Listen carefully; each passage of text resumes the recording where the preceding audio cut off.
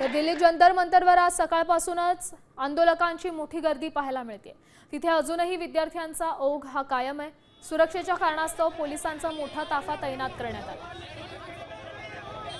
दरम्यान जंतर मंतरवर सध्याची काय परिस्थिती आहे ते पाहूयात आपले प्रतिनिधी माधव सावरगावे यांच्याकडे।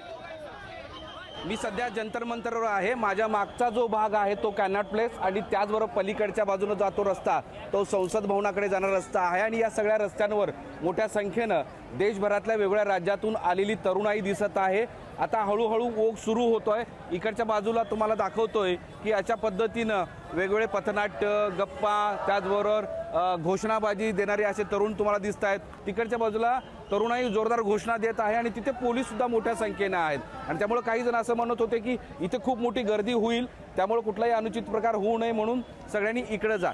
तर ही सध्याची स्थिती जंतर मंतरवरची आहे आणि आज पंतप्रधानांनी ज्यावेळेस ट्विट करून या सगळ्या नीट पेपर फुटीचा फास्टॅग कोर्टामार्फत सुनावणी दिली जाईल आणि कठोर शिक्षा गुन्हेगारांना केली जाईल असं सांगितलं असलं तरी जी मूळ मागणी आहे धर्मेंद्र प्रधान यांनी राजीनामा द्यावा त्यावर हे सगळी तरुणाई ठाम दिसते आहे आणि त्यामुळे आज दुपारपर्यंत ही गर्दी वाढल्यानंतर नेमकं सरकार पातळीवर काय निर्णय घेतला जातो ते पाहावं लागेल।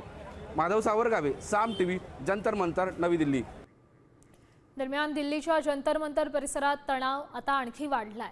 आंदोलकांनी पुन्हा एकदा आक्रमक पवित्रा घेतलाय। मागील काही घटनांमुळे आधीच संवेदनशील असलेल्या या भागात आंदोलकांची गर्दी वाढली आहे आणि घोषणाबाजी सुरू आहे। पोलिसांचा मोठा फौजफाटा घटनास्थळी तैनात आहे। परिस्थिती नियंत्रणात ठेवण्यासाठी प्रशासन शर्थीचे प्रयत्न करते आहे।